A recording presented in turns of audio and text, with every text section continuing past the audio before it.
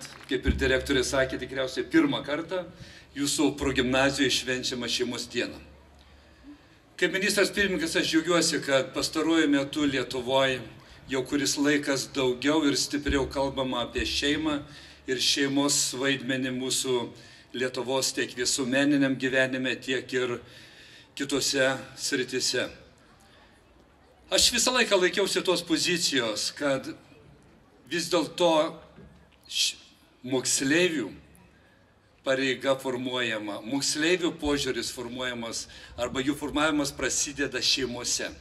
Mokykla tai namai, kuriuose kiekvienas žmogus auga savo mintimis, troškimais, žiniomis, vertybėmis. Mokykla tai namai, kuriuose jaunas žmogus ieško savęs ir savo vietos pasaulyje.